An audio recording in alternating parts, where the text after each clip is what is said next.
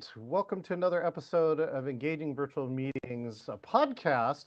And let's see if I got this feature right. Ideally, on the live stream, if you see this, I am actually remote out of my theater. I'm currently in Orlando today. And this is a cool new feature in layouts. In Zoom, there are four layouts now. There's the normal, you can share a screen. There's this one, which is now I'm actually in front of my screen here. Let's see, I'm pointing to LinkedIn. Here I'm pointing to my podcast logo. You can also stick a screen out there and you can also split it 50-50. So that's now built into Zoom here where you want to do that. So hey, if you're watching this broadcast, make sure and subscribe, share, like, and comment if you get a chance and that you are online. If you give us a shout out, we might be able to give you a shout out online. If you want to subscribe to all the podcasts, go to engagingvirtualmeetings.online, see all the podcasts, and get a new episode every Wednesday. And last but not least, check out scan this QR code or go to this link here, engagingvirtualmeetings.com/CON. Our conference, the Engaging Conference, is every October. This one will be the last week of October this year, and it's 3 days. If you want to learn the latest and best about how to have engaging virtual, hybrid, and in-person meetings. Now, today I've got an amazing guest, and he's got some serious experience all the way around. We've gotten a chance to hang out together in some beautiful places like Tiburon and Cleveland and meet some really famous, smart, important people. He's the president and CEO of Blakemore and Association. He's in the oil, gas, and real estate industries. He's also a certified identity theft risk management specialist. He also has broadcast experience because he hails from Midland, Texas, and he contributed to a book with such greats as Brian Tracy and Les Brown. Let's welcome my good friend Jim Blakemore. Hey Jim, how you doing? John, I'm doing great. It's an awesome day, and I'm awesome and getting better. So, being on the screen here with you is, I'm humbled by being in your presence. Oh, well, thank you, Jim. And yeah, Jim and I have gotten a chance to know each other because we're now both members of the Pinnacle Performance Elite Mastermind. Had such cool people as Jay Abraham. Last year, we got to meet Martin Luther King III. And so Jim has had some incredible business experience around that. And so, Jim, for my friends who haven't gotten to know you yet, why don't you take a moment to introduce to my friends who you are and what you do? Well, I'm a serial entrepreneur, John. I started out, I went to college, and like most people are told, go to college, get a good education, etc. Except I actually hail from a family of entrepreneurs.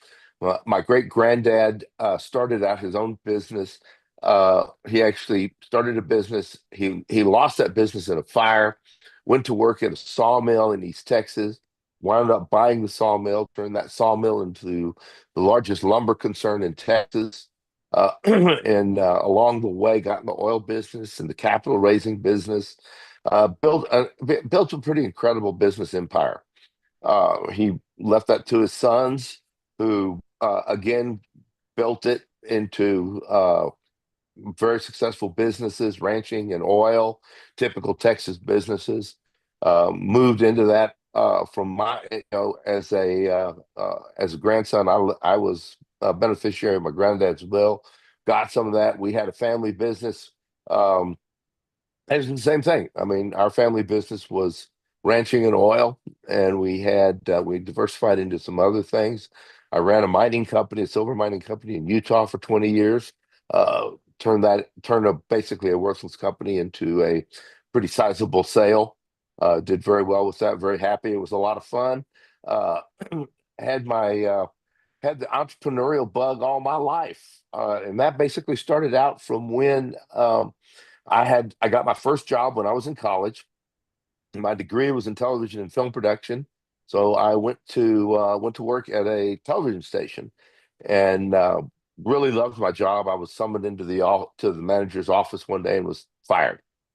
And I probably deserved to be fired, but uh, I was uh, I was devastated. I loved that job. I enjoyed it. I had a great time, uh, and at being fired created in me the idea that I was never ever going to let anybody have that type of power over my life again.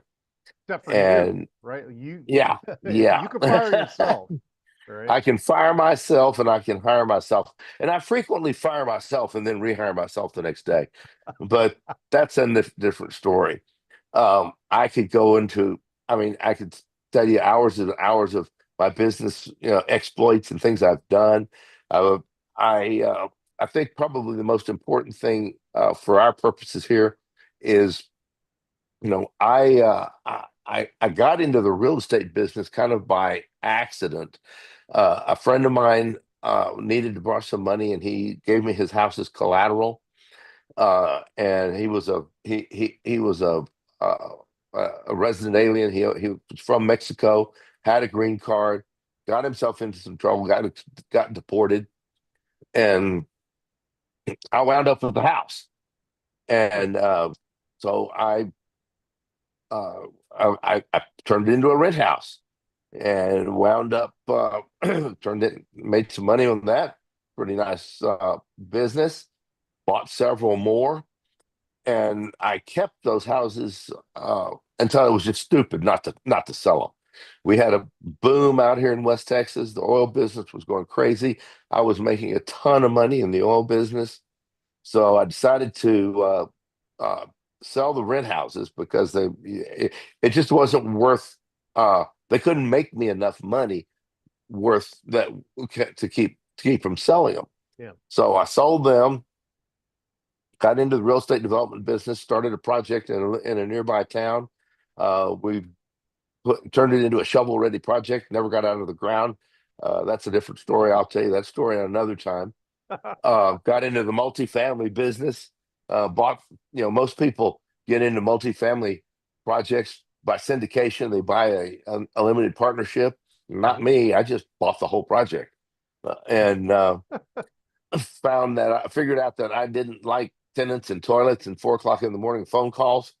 So um, the economy was good to me. I sold those units, sold those projects, and but the uh, the real estate bug kind of kept its hold on me. Mhm. The old saying, "They're not making any more dirt," is true. Mhm. And real estate, I mean, I made a lot of money in a lot of different industries, and the real estate business being one of them, oil business being another one. And uh, I continue to invest in the oil business. I continue to own oil investments.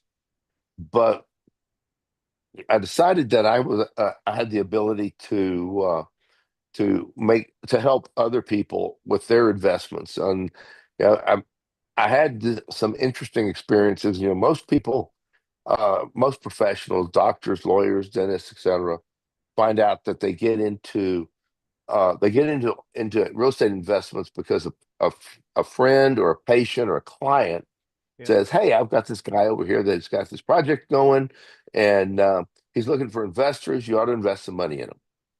But the potential investor has no ability, typically has no ability or no knowledge of how to vet the project or the operator. Or the other thing that happens is they put their money in, and as soon as the check clears, they never hear from the operator again. They never hear from the syndicator again.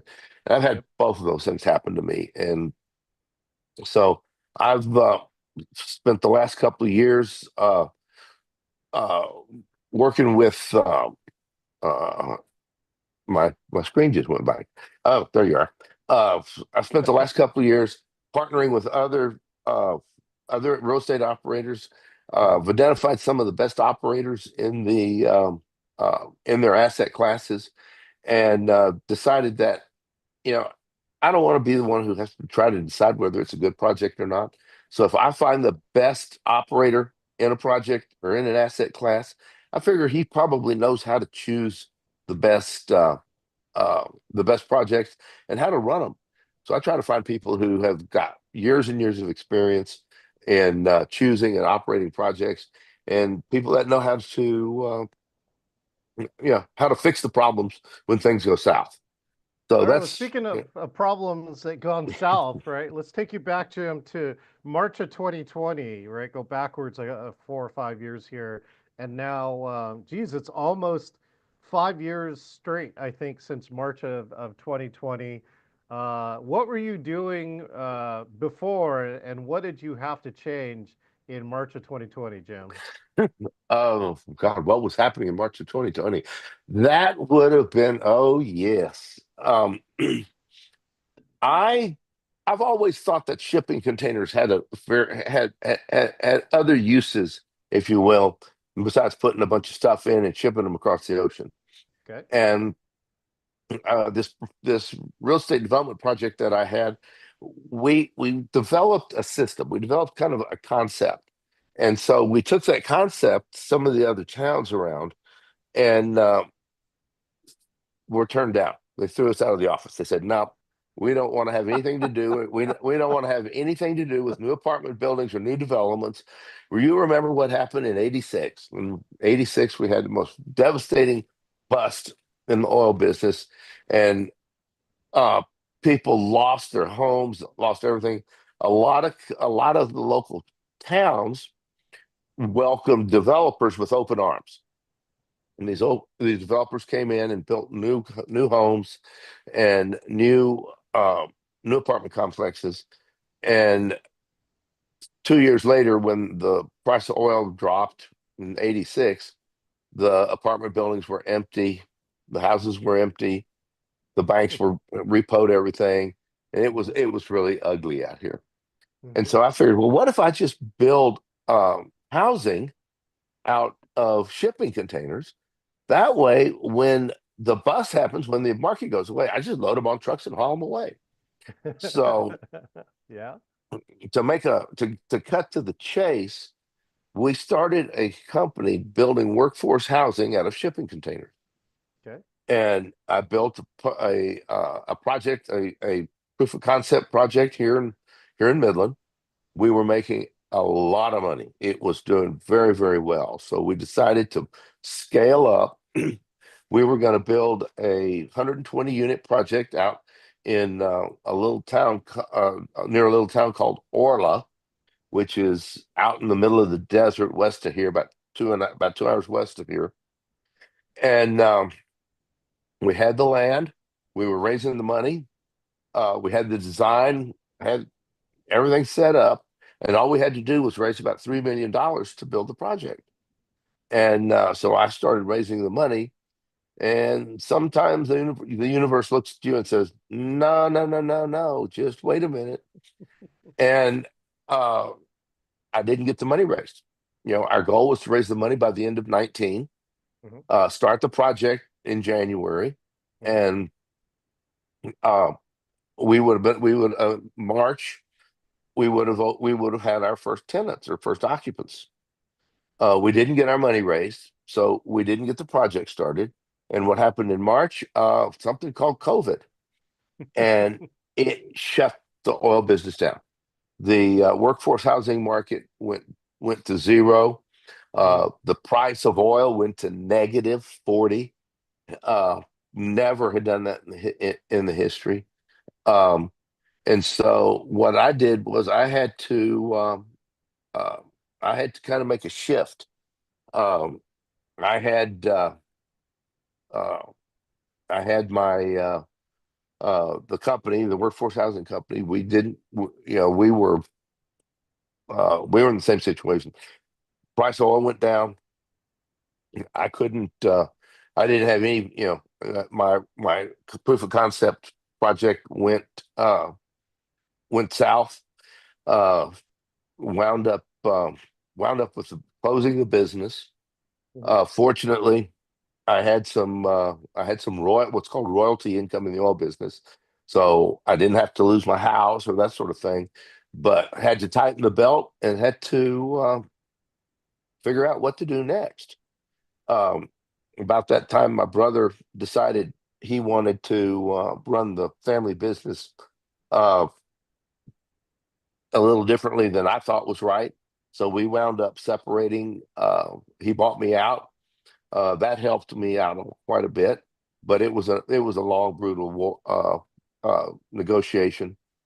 Um, and so that's kind of that changed. That was a switch. That was my big switch. Was I had to shut down my workforce housing company. Yeah. Uh, couldn't figure out what had to figure out what to do next. Um, really, out here there really wasn't much in the way of opportunities. The oil business was slow coming back. The political uh, uh, the political climate changed and was not that much in favor of the oil and gas or the energy business. So I kind of shut things down and just kind of tightened the belt and took a minute to see what was going on and started looking at other projects. Oh, so yeah, so it's funny because what did I at one time while flying, I met a guy, and he was in charge of turning containers into hospitals so that they could go closer to the front line so that people could get medical care, sometimes hours earlier in advance. So, containers are versatile, but in this case, not versatile enough to handle Yeah, a pandemic. And so, yeah. what helped you find your next thing then, Jim? Are you still working on your next thing? I you know I said a minute ago that was fascinated by with by real estate. Hmm. I owned some apartment complexes Hmm. and did pretty well. I did pretty well with those. Made a lot of money when I sold them. Uh, just didn't like I just didn't like being an operator. Yeah. Um, and I know one of the things that that I was exposed to. There was a lot of people in around in 2021, a lot of people in the oil business who were looking for some other place to put their money. Hmm. Uh, they were looking they wanted to diversify outside of the oil business because the oil business was having some trouble. Hmm. And so I I got involved in some groups in the multifamily space. Hmm. Wa- decided I decided this time I was going to learn about the business before I jumped into it, and so I associated myself with some people, some pretty successful people in the uh, uh, in the multifamily space. Hmm. About this time, my brother and I were getting our differences ironed out, and I decided that I decided I was going to raise money for good operators. Like I Hmm. said, I was associated with some of the top operators in the multifamily space, the self-storage space, and the RV and mobile home space. All of these are good cash flow uh, investments.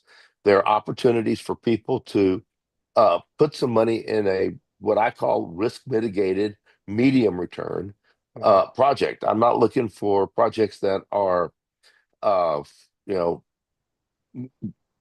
grand slam home run Home projects. running. Yeah. Uh, the grand slam home run projects typically you hear about them. They're looking the risks are pretty high. So you've Hmm. got to have a fairly high risk tolerance to get into those. It's one of the reasons why I'm very, very judicious about investing in the oil business and having people invest in the oil business because the oil business is hugely lucrative, very, very lucrative, but Hmm. it has a pretty significant risk profile. And I don't want to be the guy who goes to somebody and they give me their life savings and I'll lose it for them. I just don't want to do that. So I'm Yeah. going to stay with people that with medium risk, medium return projects Hmm. that are generally there's nothing that's 100% safe. There's always risk in Yeah. something.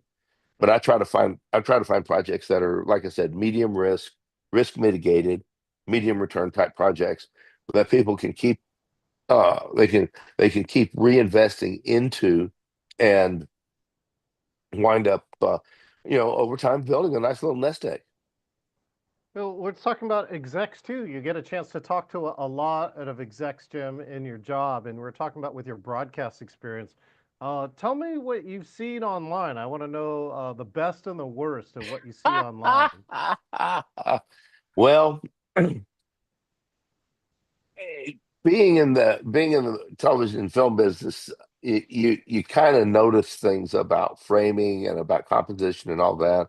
And, how many times are you on a Zoom call and you see somebody like this, Right. or even worse, you see the top of their head, or it's like this. Uh, if I One of the things I notice is when people are pitching me, when people are sending me, or we're doing an investor conference, or they're showing me their deck. Mhm. Very rarely do people really know how to present themselves well, um, and it's not that hard. I mean, look at the background behind me. It's a paneled wall. What it is. Uh, it's not going to tear when I move my hand. It's not going to disappear. Yeah. If I don't if I move my head wrong, I don't disappear into the background, because typically people use these virtual backgrounds, and the lighting is so bad that, or not good enough, let me say, that the background intrudes into their eyes or their hair or something like that. I just make it a habit to find a good background and not use the virtual backgrounds. So that's just a hint.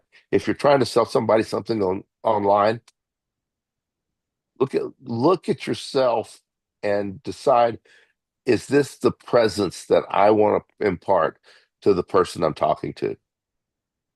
Yeah, it's really key around that. Here, I'll even give you the insider for today. Again, I'm traveling today, so Jim's got a chance to see my studio. But today, right, this is hotel room, so there is some lighting you could do a little bit inside of here. But if you are going to use a virtual background too, in this case, make sure it's going to add something. I tell people all the time too.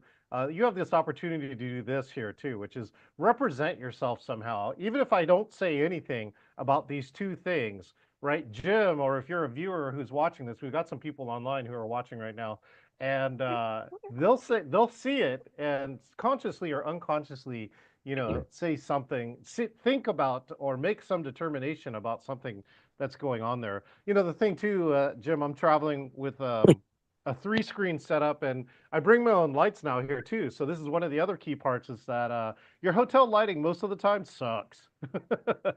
so so you got to go figure out like how can you get brighter and better lighting. And I actually just got a new piece of lighting that I'm trying for the first time on this trip, and it is smaller than bringing a ring and better. It's actually battery operated too, Jim, so I can actually run it like if I'm in a place where I'm just running my laptop and I can't find any plugs. This light will definitely last, at least 1 hour of the Cool, meeting. So, cool. Something that most people don't think about. Move the furniture. Put the table in front of the window so that the yes. light from the window illuminates your face. Um, you can move the lamp. Put a lamp on either side of you. There's a lot of different things you can do in a hotel room. I do calls, I do meetings from hotel rooms all the time, and I just it's not that hard. You just I think have about this it for a minute. Yeah, Jim, I have this great new exercise where I've been taking photographs of like the four walls in the hotel rooms that I'm staying at. And the test is which way should you set up your setup? And most people get it wrong, right? They're missing either natural lighting or where's the table or what do they see in the background? Sometimes there's this beautiful painting in the background. Oh, take advantage of that. Somebody paid a bunch of money for that. Use Yeah. all these things. And so, Jim, actually, give me this your insight here too. As you, an executive on the other side, when you see somebody who either has terrible background, hasn't thought about it, right? Is making some kind of mistake, what's your first internal thought, even if you don't tell the other person? Um, well, most of the time, I have to first think, okay, they don't know about they don't know about lighting. I mean, I was trained. I got my degree in television and film. I was trained in lighting. Uh, Most people have no idea, no concept of lighting. Mhm. Um, but typically, uh, you can see yourself on the screen. I mean, I can see you, you can see me, you can see my background. Yeah. I can see your background. It's obvious a background because I can see how it reacts to your hair. Right. Your hair is really smooth. Yeah, exactly. Right. Um, but I have to think, okay, when you're obviously when you pick up a glass and the glass disappears and the background shows through. Yeah, like that. There you go. Uh-huh. Okay. I don't when if my what goes through my mind is what is this person thinking? I mean, why are they allowing this distraction to take place? Because it is a distraction. I mean, Yep. you're trying to sell me a project. You're trying to sell me on a project to invest hundreds of thousands or millions of dollars, and your hair disappears all of a sudden, or sometimes even your face disappears. Yep. And I'm going, wait a minute. You know, how important is it to them to make a good impression upon me, but not take the time or the care to present themselves in a professional and high dollar, high net worth present manner. Yeah. I don't know. I mean, that's my personal thinking. I if I know somebody, I'm going to tell them. You know, you know, I, I can't tell you how many people I've told about the rule of thirds. Oh yeah. Put Right. yourself a third way up. Yeah, exactly. And because that's the first thing people do is they a lot of times they'll put themselves right in the middle. Now, right in the middle is not bad, but it should be. You know, this is right in the middle, Yeah. and whoops, come back here. And this is a third of the way down. Yeah. It's not much different in my case, but the rule of thirds for those of you who are not familiar with it. Rule of thirds is a general rule for compensation or compensation, a general rule for composition, Composition. Yep. and uh, where you place the primary subject either one third of the way from the top or Hmm. one third of the way from one of the other sides, and then compose something to fill up the empty space. So, my head's here, and then you see my shirt here. So that's just kind of a quick explanation of what the rule of thirds means. It's funny, Jim. As simple as I was on a cruise last week, and Jim's about to go on a cruise, and even composing things like sunrise or sunset shots. If you put that sunrise or sunset, either the third here or a third here, is much better than putting it in the middle. It allows you to either accentuate the ocean or the sky a lot more. And this is just a human rule that's been developed over time. Now, let me ask this now, Jim. You've seen a lot of stuff, right, Jim, in your lifetime. You also have some predictive ability now. So, what do you think is the future for either virtual or hybrid meetings for you? Oh, for me, I, John, I'm a face-to-face person. Yeah. Um, if I'm putting together a project and it's going to be, six figures or more, I'm going to get on an airplane and come and see you. It's just that much. Uh, the virtual meeting is here to stay. It's not going away, and it's going to get better and better. Um, and the reason it's here to stay is because you know our our world is not just transcontinental, but it's global now, Yep. and it's getting harder and harder to meet in person. It's getting more and more expensive. But I still I think as far as I'm concerned, I do I do virtual meetings when I have to. Hmm. Um, and but you and I are a member of the PPE Mastermind. Yep. I have never not attended it, even In though person. even though in person, yes, even though you do an amazing job of presenting it on Zoom to the people who can't travel. Yeah. I'm gonna make it my I'm gonna make it my best effort to be there in person because even no matter what you're doing, you can't, if you're not there in person, you miss, I think, two-thirds of the most important part of it, which is Which the, is lunch, the dinner, the after hours.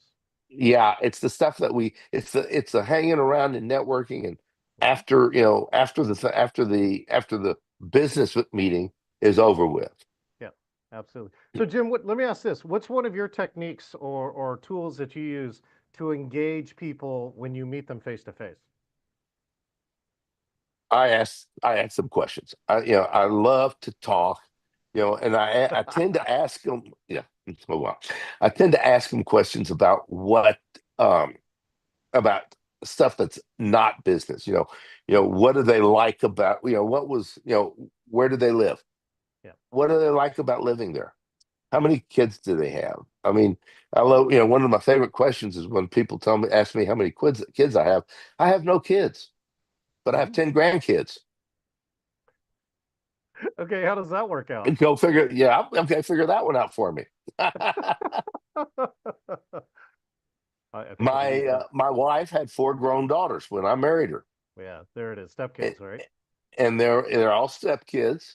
They're all they're step. I have four stepdaughters, Hmm. and when I met Holly, it was she had five grandkids, and we Hmm. now have 10, and we're Wow. still hoping for some more. Oh, And geez. what do you like to do when you're not working, John? Yeah, exactly. Yeah, for me too, as you may have saw, Jim, right, is that karaoke is currently one of my current hobbies. I actually even get paid for it. And it was really funny, Jim, because I was on a cruise ship. Imagine this, right? The karaoke's kind of dying. Like there's not that many people there. And I just pulled out like a classic because I'm like, did anyone sing Sweet Caroline yet? No. And we lit up this entire bar and the whole place like lit up for another hour after that. And so I think Jim has seen this. Jim and I were at the Rock and Roll Hall of Fame in Cleveland, Bang. where I lit up their karaoke there too. And so Yeah. Hmm. that's something we Yeah. do for fun. That was what I liked. I'm a photographer. I've taken thousands and thousands of photographs, and the that's one of my hobbies. But I'm also a foodie. I love to eat. You can probably see that. Um, and but I also love to cook.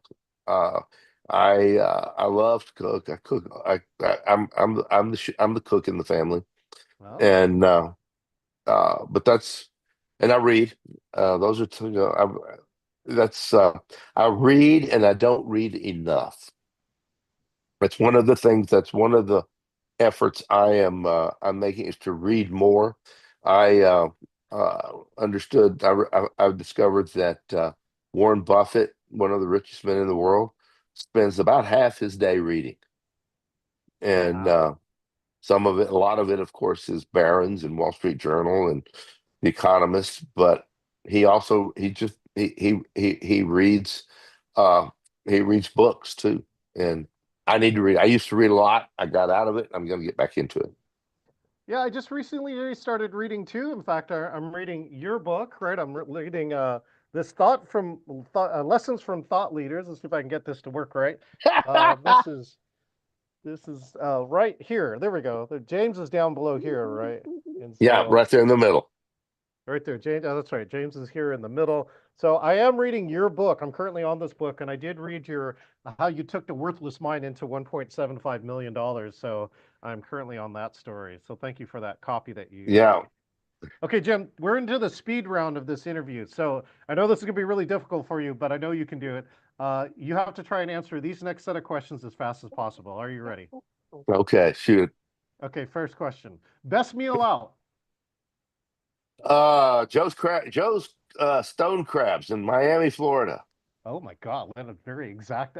Best meal you love to cook? Ribs.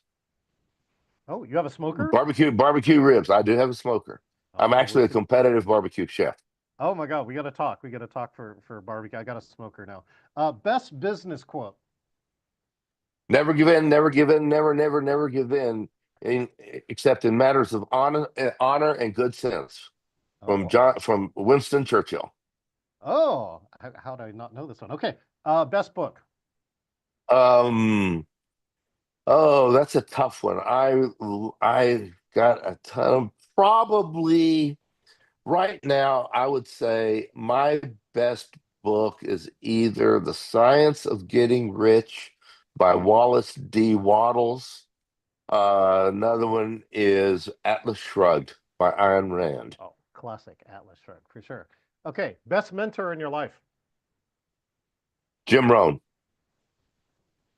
Right. I just reading about this in Jim Rohn in this book, your lessons from thought leaders.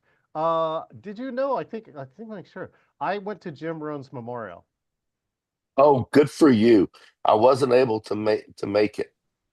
It was I've in been to I L.A. went to a number Yeah. of his seminars, Yes. but the guy who put that book together is was Jim Rohn's 15-year business partner, Yeah. and He was probably at that event. All right. It was he a who's produced who the of speaking for yeah, sure. he produced the event. Yeah. Scott Wilson. Okay. Best business advice. Uh Decide fast, change your mind slow. Fire fast. Okay. Last Yeah, question. ready, fire, aim. That's the Microsoft advice. Okay, the last question. The one thing you want people to remember about this interview. Um, one thing to remember about this interview um, is that how good I look and how bad you look. No, I'm gonna get you, how Jim. good. I got cameras on you in 3 months. Yeah, my cat. Look at my background and look at your background. No, the best thing to is the fact that in spite of my long business career, my entrepreneurial career, that no matter what, uh, no matter what happened, I kept going. Uh, I refuse to quit. I will not.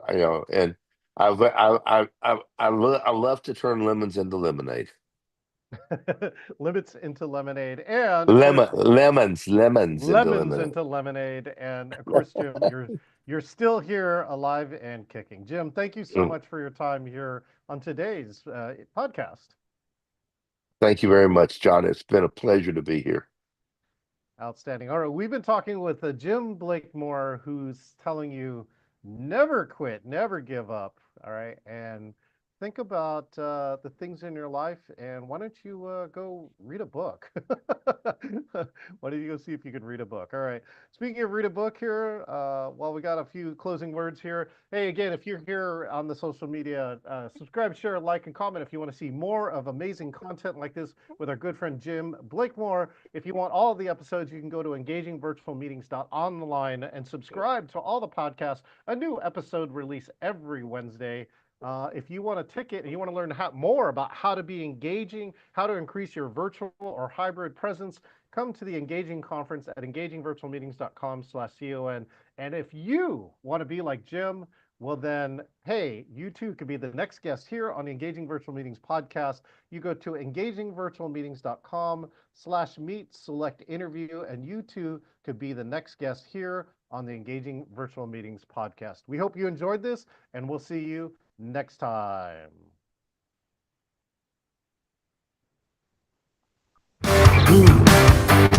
It's always